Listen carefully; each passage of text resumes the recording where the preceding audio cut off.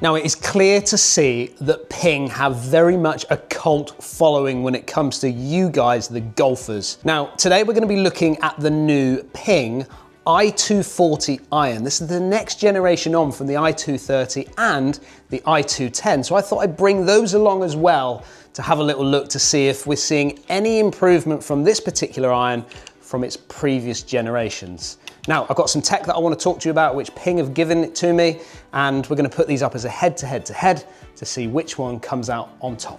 Now, I've got to say, having tested golf equipment for the past probably 10 years and then reviewing them, I'm seeing companies kind of move around in circles when it comes to the technology that's involved with all their new releases.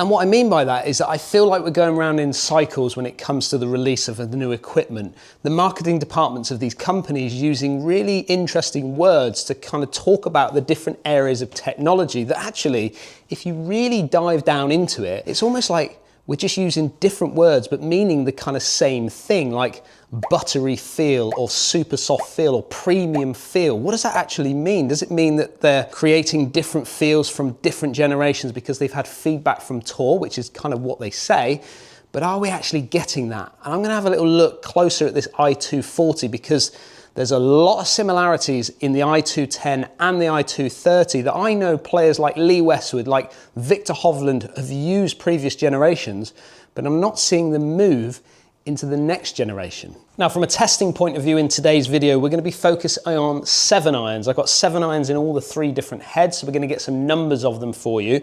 Now, Ping have offered and have done over the years, offered different options when it comes to their lofts. And the technical term that Ping use are retro, standard, and power lofts. And you can have that fit depending on what you need for your game. Now, first impressions when I look at the i240 is it's very Ping. It looks very, very similar to previous generations, certainly closer to looking at the i210, and I'll get into that in just a moment. But when we look at this particular setup, we're seeing a little bit more of the detail maybe being a little bit more exposed in the back. On the previous generation of the 230, we were seeing maybe a little bit of a cover-up, so you weren't seeing any of the technology kind of in the back. Well, Ping focusing on exposing that to showcase their story to you, and they're talking about forgiveness with feel. In previous generations, they may have looked at premium feel or butter feel. Well, now they're going with forgiveness with that feel, meaning in my mind that they're giving me the feel that we're looking for from a premium club like this one, but also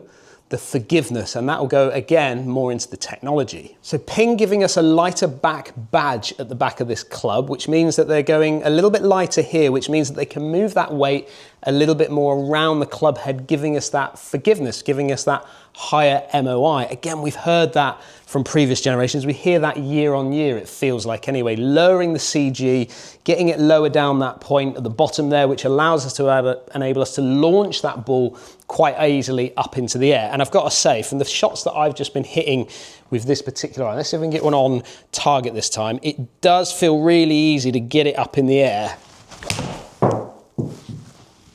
And we're getting that little bit of elastomer inside the head as well, which means it's going to give us that softer, buttery feel that we all kind of look for when it comes to a premium set of irons like this one. Now, when it comes to the actual sole of the club itself, it's been designed with a little bit more roundness on it. Again, they're seeing this in previous generations, so what they're saying is that the perfect turf interaction is going to come from having this sole with a little bit of a camber on it. It's also going to help with that bounce on the back, which is going to get that club into the ground and out of the ground quickly, giving us that launch that we're looking for. Now, when it comes to that, I can assure you that when the testing that I've done with these particular clubs and all the clubs is you've got to have a really firm surface to hit from to really get the notice of that. You're not going to notice it off a mat, and you're certainly not going to notice it in the winter months where you get soft ground conditions.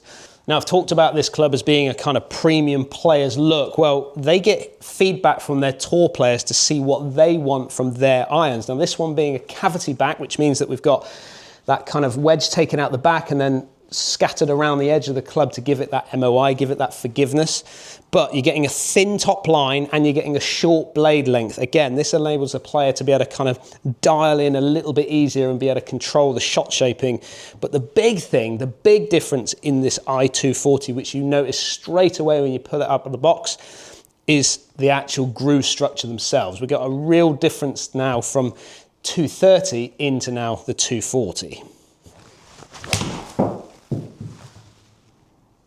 Now, picking up the i230 and the i240, it's really clear, and hopefully you can see this, that the groove structure in both of these irons are very, very different. The talking point in the i230 was all about the Micro Max grooves, focusing on grooves that were very similar to what they used in their wedges, being absolutely tiny, the kind of gaps between them saying that they're going to get more spin, more control, certainly from those kind of wet, kind of semi-rough conditions. You've got hydro pearl finish on both of these. Hydro pearl meaning that they're enabling them to be able to pull that water off the club face to stop us getting those low spin flyers in those wet conditions. But what a difference that we're seeing here, going from a very, very small groove and lots of them to now what they call a tour proven groove, which is going to give us maximum control from fairway strikes. This is where the confusion comes for me, because ultimately when you look at the i210, which is the previous generation from the i230, we've gone back to these grooves again, which it certainly looks like that to me anyway. Still got that hydro pearl finish, but we're moving back into this groove structure, which is what they're calling tour proven, which is why I've said that I feel like we've kind of gone round in a big circle. Now, if you take someone like Viktor Hovland, now Viktor Hovland being a player that did go into the i230 as a test from the i210, he's gone back into the i210. Now, I have no idea why that would be the case, but certainly when you look down at this particular club, it gives me that sense, this is the i230, it gives me that sense that I've got loads of grooves there, therefore I'm probably going to get lots and lots of spin from this particular club. And someone like Viktor, who may be maybe a high spin player, he may not have liked what the sort of results he was getting from this particular model. I don't know, and I'd need to ask him, which I don't have his direct number, so I can't do that. However, we're going to look at some of the numbers that I'm getting from these clubs and see which one is performing. Well, let's see how well all of them are performing. Well, I've got to say, the numbers are actually quite interesting. And the reason I say that is because these clubs are actually, from a loft point of view, very much the same. 33 degrees of loft that I'm getting out of all three of these 7 irons. Now, starting off with ball speed, the i210 giving me 115.6 mile an hour off the club face compared to the i230 at 116.7, and then the i240 giving me 116.3. So not a great deal of difference between the three of those. The i230 may be getting out there just a little bit stronger, but that is so dependent on my striking here today. Then we look at the launch, getting 18.8 compared to 18.6 and 19.1, so really nothing in that from a launch point of view. If we head over to spin numbers though, the i210 coming out at an average of 6,404 revs. If you compare that to the i230 at 6.6 and then the i240 at 6.6. So I did say that I thought that maybe the i230 would spin a little bit more. Well, it does spin a fraction more than I'm getting out of the i210, which might explain why Viktor Hovland maybe has moved back into that i210. However, we talked about that spin number maybe being a tour proven spin number when it comes to the grooves, and actually that spin number being almost identical in the i240 compared to the i230. So whatever they've done there, they've been able to, I don't know, get the same number from less grooves than we're seeing out of that i230. It'd be interesting to see what that did when we got in those wet, rough conditions. Were we getting a little bit less spin, or was that i230 being able to maintain that spin? We'd have to do more testing later on. If we look at the actual peak heights, 32, 32 and 33, so nothing in it. And then when we look at the average carry yardages, again, the numbers are pretty much the same. 162 yards out of that i210 compared to 163 yards out of the i230 and 162 yards out of the i240. So all in all, there's not a great deal of difference in it from all three irons. And actually, when I set them up down by the ball, I'm again not seeing a great deal of difference. There is some differences, and probably my eyes are drawn more to the different groove structure in the i230 over the i240 and i210.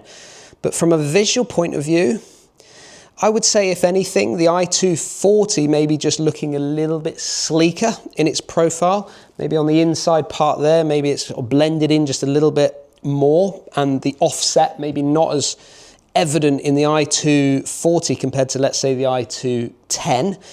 But all in all, actually, these irons from a shape and size point of view, actually very similar. And I actually think for lots of players out there that maybe have missed a generation, maybe you're in the i210, then I think it's going to be a natural progression to go into the i240, certainly a test anyway, because they're very, very similar in their profile. And all in all, we're just getting a little bit more spin. And that extra little bit of spin that I'm seeing is definitely going to give me more control when I get out onto the golf course. And you want as much spin as you can get, really, to a certain point. If you're not only spinning it up and beyond 7,000 revs with the 7-iron, but if you can get it in and around that sort of 6.5 to 7,000, I think you can really hit your number really quite easily and get that control from front to back. But I'd be interested to hear what you guys think about this. Are we seeing a big shift when it comes to the i240? I'm certainly not seeing a great deal when it comes to the looks. The feel point of view, actually again, very similar. But all in all, Ping making once again another fantastic iron with their i240. Down in the comments, will you be testing out the i240 by Ping? Don't forget, if you are new to the channel, hit that subscribe button, and I'll see you again on the next video.